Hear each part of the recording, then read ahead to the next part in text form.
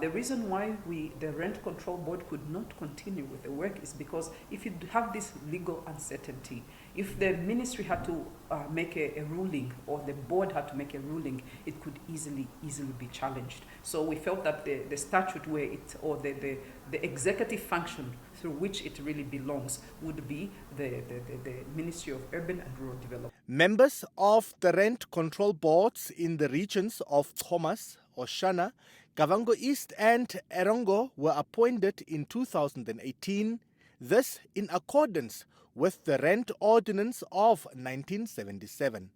Their main function is to regulate the rental market. But since its establishment about 2 years ago, the Rent Control Board only had one meeting.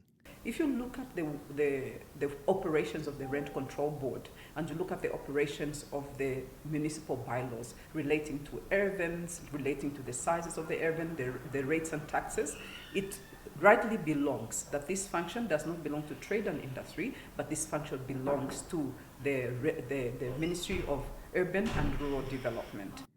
The Rent Control Board's responsibilities have particularly come under the spotlight during the COVID-19 emergency regulations.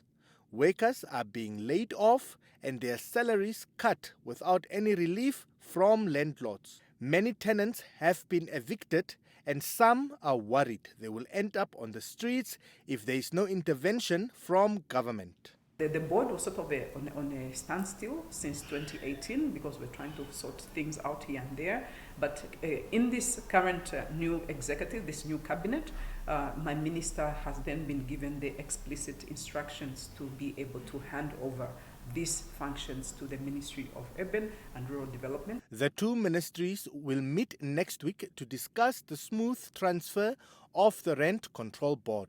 The appointments of the board came after the affirmative repositioning movement dragged the former minister Chekero Toya to court for failure to implement the regulation of the Rent Ordinance No. 13 of 1977.